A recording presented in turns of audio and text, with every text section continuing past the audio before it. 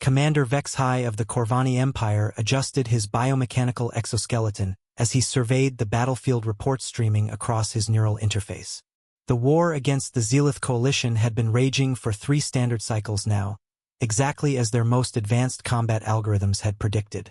Both civilizations possessed comparable technology: plasma weaponry, quantum shields, and faster-than-light communication arrays. The conflict was a careful dance of attrition, with each side gaining and losing territory in measured increments. The Zealoth have reinforced Sector 7 with another dreadnought squadron, reported his tactical officer, Lieutenant Kefare. Our projections indicate this stalemate will continue for at least 15 more cycles. Vexhai nodded grimly.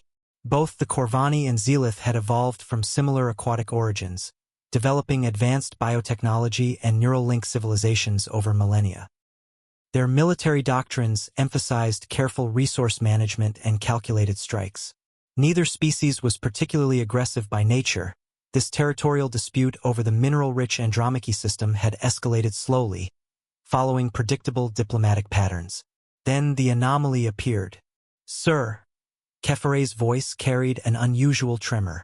"We're detecting an unknown fleet dropping out of hyperspace at the system's edge.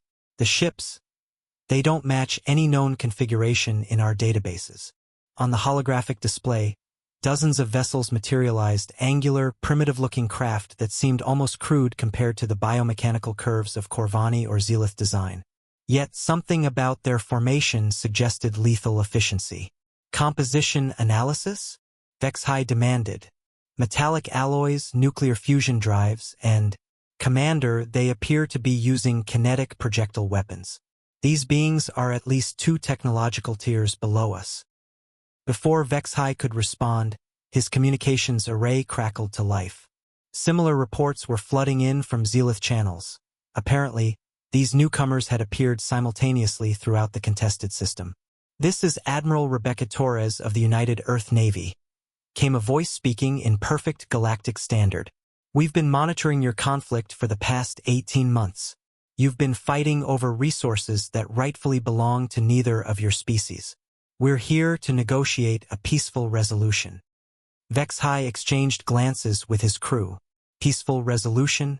These primitive beings clearly didn't understand the complexities of interstellar territorial disputes. "Unknown vessel," Vexhai transmitted. "This conflict predates your species' spacefaring capabilities.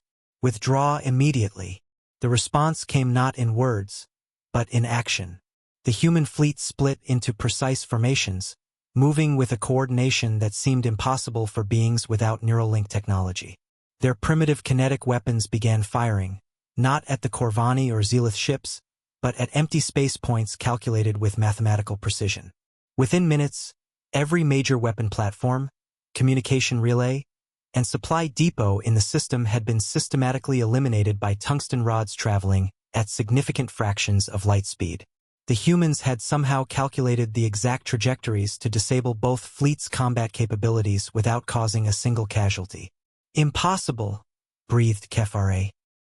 "Without neural networks, how could they coordinate such precision?" Admiral Torres' voice returned. "Gentlemen, you've both been fighting a civilized war. Scheduled engagements, proportional responses, careful resource allocation. You've been playing chess while thinking in terms of decades." There was a pause. "Humans learned warfare from necessity. We think in terms of hours and we don't fight fair." Vexhai stared at his tactical displays, now showing both fleets completely neutralized but intact. Every ship could still retreat, but none could fight. "Your conflict ends now," Torres continued. "The Andromache system will be administered jointly under Earth supervision until you establish proper diplomatic protocols. Your war lasted 3 years because you both wanted it to. Our involvement will last exactly as long as necessary, which appears to be about 47 minutes. As human ships began transmitting detailed reconstruction plans and resource-sharing agreements, Vexhai realized that sometimes the most dangerous enemy wasn't the most advanced one. It was the one that played by completely different rules. The war they thought would last years had ended in less than an hour, not through superior technology, but through superior ruthlessness tempered by unexpected mercy.